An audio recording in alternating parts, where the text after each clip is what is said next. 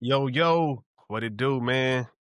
It's your boy Smooth, aka Mr. Do What It Do, aka Always on the Move. And this is episode 9 of the Phone Home Sports Podcast Show. Shouts out to the guys. And yeah, man. It was I think this week was by far a better NFL week than college week. And I apologize if I look a little tipsy. I just left the bar and I probably won't be going back. Man, I spent $100 in that motherfucker. And what's so crazy, I spent $100 weirdly because the drinks were $15 a piece. And I got 3 drinks and I got some Philly cheesesteak egg rolls. And so I was like, okay, that's $55. I'm like, cool, we good. We gave a girl $5 tip, $60, we good. And I never looked at the little receipt thing. I never looked at it. And so she left. I closed out. About an hour later, man, I want another drink. So I got the same drink again. And then this time, the girl gave me the little machine. Man, that drink was $20. $20, dog. So instead of the 60 ball that I spent about 90. So yeah, man. And I still ain't drunk. I still ain't drunk. I'm just like a little bit tipsy. It ain't even worth nothing talking about for real. But anyway, so yeah, so I watched all the games and first and foremost, you see the jersey I got on. It's perfect timing. Like I think that that phrase matches the moment in so many ways. Like the Browns, they got up to a 14.0 lead. And Shedeur, he commanded every series. He looked good in every series. Of course, he threw an interception. I think that's kind of to be expected, especially this early. I mean, with any NFL quarterback, you're prone to mistakes. So I don't really think that even really matters. I think it's about, you know, I think it's about poise. I think it's about accuracy. I think it's about making the plays when you need to make the plays. And I think Shedeur, and I think the Cleveland Browns, do I think he played well enough to take Dylan Gabriel spot? I don't think he played well enough to take his spot. I think he thinks that, but I don't think he played well enough for it not to be a disgusting steal. So do I think he's better than Dylan Gabriel? By far, by far. I don't even think it's a question. But do I think he deserves for it to not be a question? I don't think that. I'm gonna be a realist about it. So, it's gonna be interesting to see how they play that moving forward. And I hope Shedeur just don't think that it's over with because it's not over with. You didn't go out there and throw 350, no interceptions, 3 touchdowns. You went 11 for 20. You had like over 200 yards. You had a touchdown, I believe, and you had a interception. Solid game, but that's not a defining game. But I'm happy. I'm happy. I think that's the a step in the right direction, but I don't think it's enough for the opposition that he's fighting against to say, "Hey, you're that guy." You gotta do way more than that, my boy. But I think it was solid. And of course, I'm going to continue to support. And yeah, it's perfect timing. Regardless of anything, I think it's perfect timing. This is the right time, more than anything, for him to continue to shine. But even bigger than that, even bigger than that, you got to talk about the Philadelphia Eagles, man. You got to talk about the Philadelphia Eagles. I think the Philadelphia Eagles are the most confusing team in the NFL. And it's because I feel like the Eagles, they stall a lot in every game that I've watched the Eagles. And it's pretty similar to Alabama. It's like they stall when they get the lead, when they get these huge leads, they don't put a foot on the opposition's neck. And it leads for mistakes and mishaps to continue to happen. We had 2 fumbles and a missed kick, you know, And how, how you even put in that position, where you're up 21-0 and the philosophy is not to run the ball. I don't understand. I don't understand how you're up 20-0 and the philosophy is not to run the ball and run the clock. Of course I'm a civilian. Of course I'm a somewhat a former athlete, but nothing of that stretch. Nothing of that stretch. How can I understand that, okay, we're up 21-0, we run the ball, and then we run the ball, play act. How do I don't understand. I don't understand how somebody comes down from 21-0 and you have all the talent, you have a great defense, you have a great offense, and that's why I truly believe that Devontae Adams is unstoppable in the end zone. Let's be clear. Devontae Adams has a clear role for the Los Angeles Rams.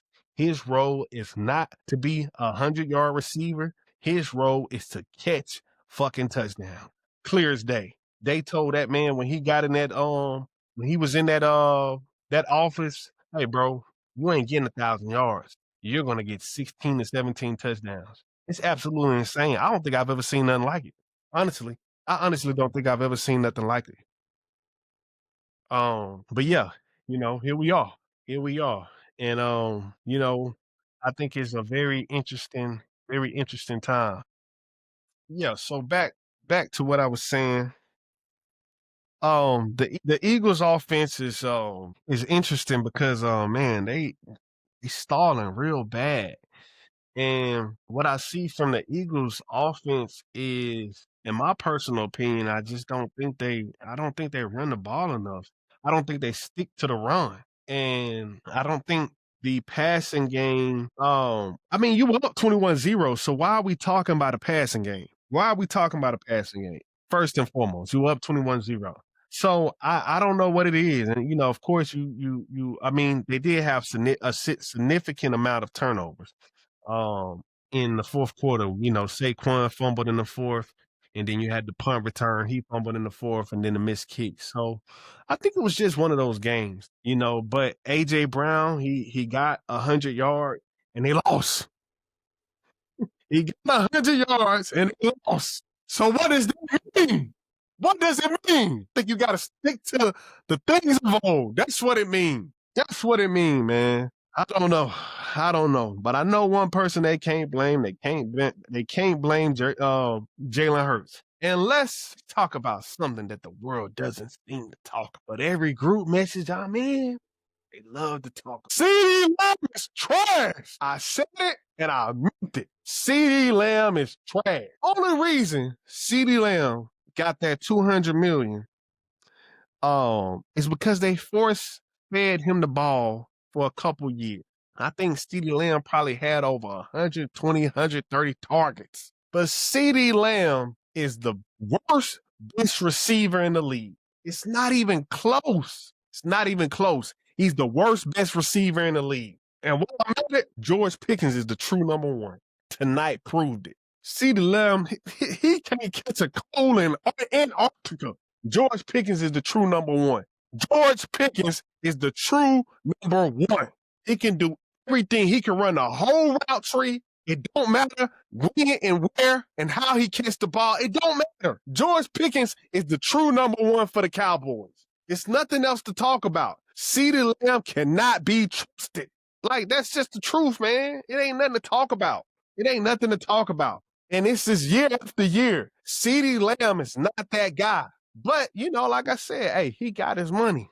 That guy worth $200 million or whatever his contract was. Who gives a shit? He playing like me out there. He drop as many passes as I would. And then he make up for it with the long catch and you can sleep at night. Oh, man, get out of here, man. Get out of here, man. Man, that boy, that's the worst 200 million there is. Let's just be honest about it. Pickens is the true number one. I'm just being honest with you. And it's crazy to see the Steelers fell apart. Aaron Rodgers get hurt. That was a close game. I think the for what it's worth, I think the Bears are real. I think the Bears are real deal. I think Caleb Williams, I think he's starting to get an understanding. Man, it's absolutely crazy how a coach can change a franchise. I don't think it's talked about enough.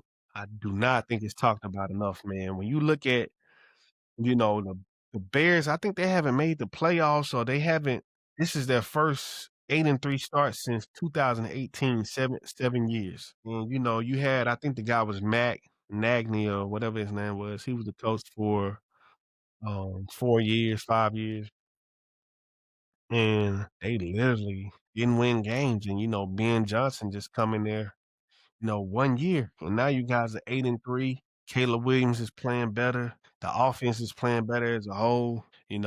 Hey man, more power to the Bears, man. They look really good. And back to the Steelers and Ravens. The Steelers are a debacle. I don't even know if I'm using that word right. It sounds good, but yeah, the Steelers they had first place. It's over with. The Ravens somehow, some way have worked their way back to first place after 5 straight wins. Oh man, I think we all thought that the Ravens were done for, and they're back in first place. And Lamar Jackson ain't even played his best football. Does it mean anything? Fuck no. It don't mean nothing. The regular season does not mean anything for Lamar Jackson. Unfortunately, it does not mean anything. He's already performed at the highest level in the regular season. So unfortunately, nobody cares. Nobody cares about the regular season for Lamar Jackson for his entire career until he win a Super Bowl. Nobody cares. I don't care if he go out there and have 6 touchdowns, 500 yards. Who cares? Who cares? That's just what it is. That's the honest to God truth, So yeah, the Ravens are in first place. But honestly, who cares? We want to see Lamar Jackson at least make it to the Super Bowl. We don't care about the regular season. We don't care about the first round wild card. Nobody cares.